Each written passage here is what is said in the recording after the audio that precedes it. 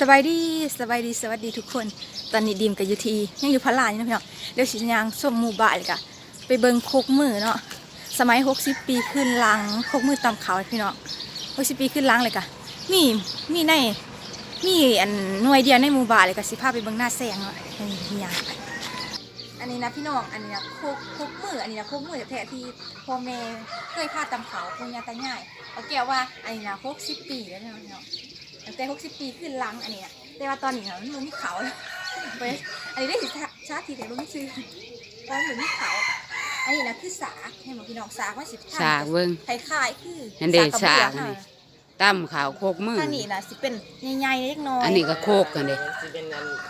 ทางนี้ก็สิเป็นแบบนี้นะสิเป็นชิ้นใหญ่ๆการมีความแตกต่างจากโคกสาธรรมดาเนาะเพราะตัวนี้มันสีใหญ่ทางนี้นะชิ้นน้อยๆคือเวลาท่านใส่น้ำหนักมือท่างนี้มันสีนักกว่าเนี่ยกระตั้มแบบนี้นี่ได้สมัยตำเขาพิงกี้ไม่เรื่องเคยตำอยู่อ่ะเคยตั้มทั้งแม่เคยตำเคยตั้มข้าวเปียกเคยตำข้าวเปียกตั้มข้าวเปียกวางหันเด็กตั้มข้าวเปียกเส้นตำข้าวเปียกฉันก็ได้ใส่ตำไม่ได้ใส่ตั้มข้าวเปลือกข้าวห้าวกินนี่แหละได้มั้ยอันนี้ก็โตโคกไปกันสิออกมาแซงข้าวเดียวไปอันนี้นะสาโคกให้ก็จ่าก่อนเด็กโคกอันนี้นะ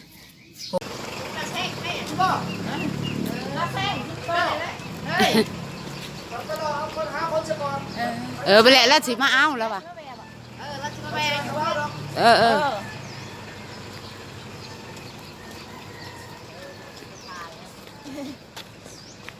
ถ่ายอันน่าแซงก่อนตอนนี้นะกำลังสิงยางไปเบิ่งหน้าแซงนะจ๊ะพี่น้องในแคมบ้านเลยถ้าจับดูดน้ำเซ่ขึ้นมาเอาแก้วย่าง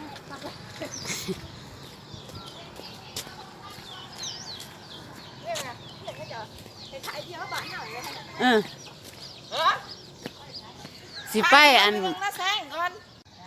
อะไรป้ากำลังมาแต่หน้าแซงจะไปเบิ่งหน้าแซงเนาะเด้ยามตอนสาวๆพี่น้องหมอกหมอกนะแม่คักแห้งเลยเทียงเนาะเนี่ยก็จับผูหัวผูป่วยเลย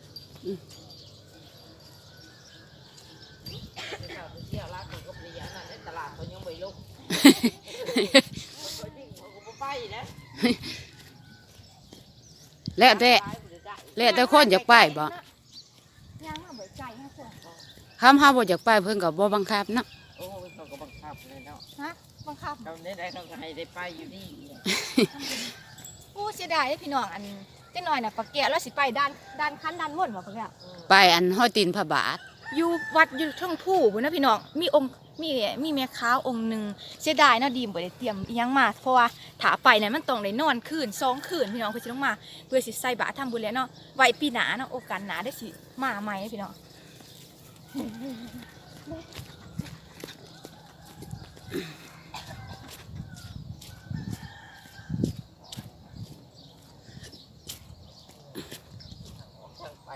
ก็จะอาร์ตดีเขาท่านนี้ได้ง่ายซื้อเฮ็ดทางนี้ดีๆนะทางนี้หลอดหัวเขาจะขาวเลยจับพี่น้องซาเขาจัดนะคาแข้งเด้ใหญ่นะบนเขาจะเก็บหนำไว้นะเนี่ยบรรยากาศนะคาแข้งเลยแคมน้องหนำเขาจะใหญ่อันนี้ก็หมกม่วงอันนี้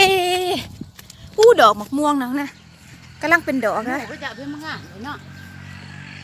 หมกม่วงกำลังเป็นดอกพี่น้องเนี่ยหมกแตงโมเขาจะนะเนี่ยพี่น้องงามแพงเลยกำลังเป็นบรรยากาศน้ำจะเศร้าพี่น้องนี่ตาเว่นกำลังสิขึ้น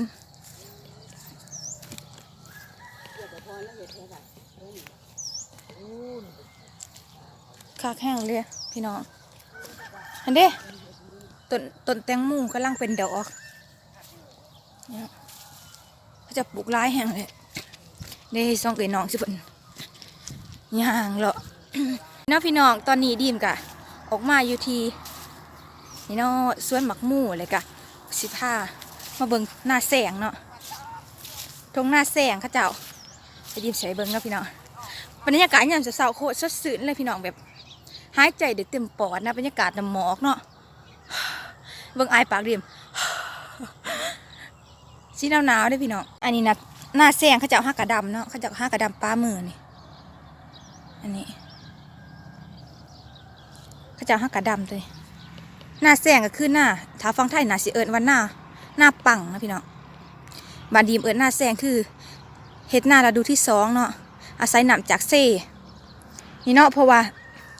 เซ่น่ะอยู่ไกลๆนี่พี่น้องยางลงไปทางนี้กะสีมันเซ่เลยเนาะ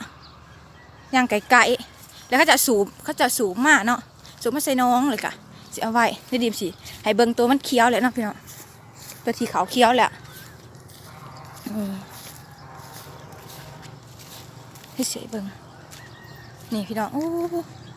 บรรยากาศนะนี่พี่น้องลมลื่นแห้งเลยซึมซืดแห้งเลยนี่ตัวนี้นะเขาจะดำเคี้ยวเลยเนาะเขาหน้าแสงนี่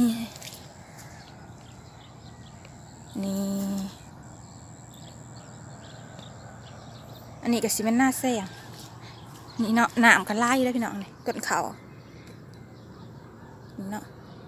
ปุ๊บสุดผู้แล้วสุดใกล้ๆผู้ทงใหญ่ๆนะนี่พี่น้องปุ๊บผู้แล้ว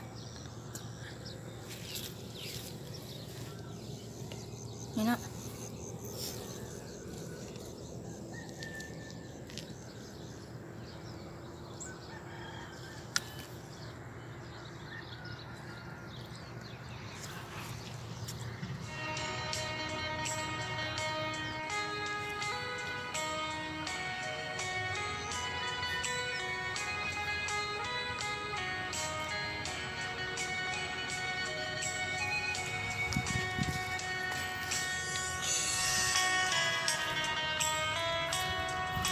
ทางนั้นก็สิเป็นท้องหน้าคือกันพี่น้องสวนแตงโมเขาเจ้านี่เนาะมันมาถ้าเราเป็นหมาพี่น้องยังเป็นดอกอยู่เด็กคนพามาน่ะขับอยู่หนาวเลยเป็นสิเรื่องสิไปนะไปดานมุนดานคันสิได้บ่ได้ไปนะปีนี้ดิสิเมื่อแล้วมันนะสวนนะคะให้เลยนะบรรยากาศดีแห้งเลยถามเมนหนอกหมูใหญ่เลี้ยงคักกันเนาะลายนะส่วนร้านทางนี้เนี่ยเขาเจ้านิยมปลูกหมกหมูเนาะได้หลายนะหมูเนาะ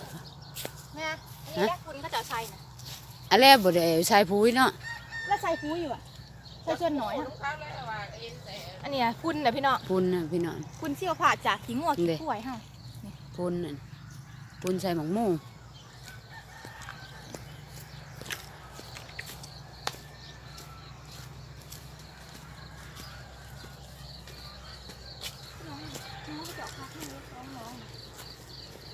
อันนี้ก็นี่สาร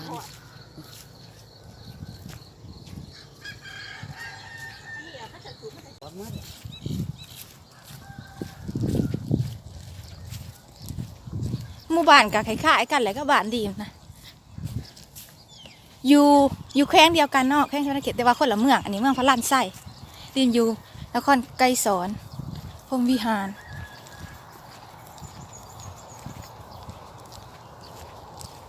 น้องแมวบนนี้มา10 กว่าปีแล้ว10ได้จะ10 กว่าปีฟื้นจนอายุอัน10ละห้ามาตอน4 อันมาตอนนึงประมาณ11 ปีเนาะตอนมันมาอยู่ตอนเมื่ออยู่20 กว่าปีแล้ว20 กว่าปีมาใช้กันเกิดฟื้นแม่ตัวหายนั่นกันนี่นะโอ้ยพาทุกคนมาตะเบิงหน้าแซงไม่ใช่ก็ไปคนนี้ข่าวอยู่ว่าไปตรงนี้ก็บ่มันไก่จ้ะไปถึงกระแสมันกระยางอยู่นี่อยากสิไปแสนนะคือกระตากับเสียมมาคุณมาเตะบนหัวเดินซอกไล่งานเขามาเหือนเตะบ้านเหือนเขาจัดกันดิ ด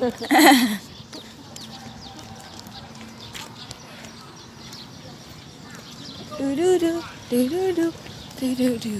ก็อย่าตาทางตาขาอยู่บ้านห้างได้ถึง อัน ฮะ ไปกินไข่เห็นกินสักวันเด้อเจ้าหน่อยเรามาเอาค่ะ โอ้บอกเลยบ่กินได้ ย่างไปเลยได้นี่ค่ะ บ่ได้หาสิไปหาซื้อกินน่ะ ไปหาซื้อกินอยู่ทางนั้นนี่เนาะกำลังสิย่างมาเหือนแล้วตอนนี้นี่เราเขาก็ ได้ จะ รถจ้ะน่ะมีเบียร์ เออ เจ้าหน่อยจะบ่ผ่านก็จะ นั่งมอนซักก็อยากไปนั่งเป็นต่อว่ะนี่เด้อว่ะบอกประพรบอกประพรบอก ดีเหือน เจ้าคืออีกคอยนี่เครื่องเอาไปเตรียมเองแล้วสิได้ไปหาแต่ว่าเรื่องหมู นางพิงไผ่ ต้มประเพียต้มประเพียได้บ่เงินแม่ต้มปุ๋ย อันนี้ก็เฮือนป่าเนาะลังเก่าเพิ่นเป็นปลาแก้ววันที่มาบ้านพาลันเนื้อเมืองพาลันไส้แขวงสันเขตพี่น้องตืดนี่บ้านเขาจะเป็นทรงเก่านะพี่น้องทรงบ้านใหม่นี่นี่จะลางประมาณนี้นี่เหล่าขาวล่ะเหล่าเขาทางนั้นก็จะเป็นอาหารไข่เครื่องเดี๋ยวมันมีเรื่องนางไข่เครื่อง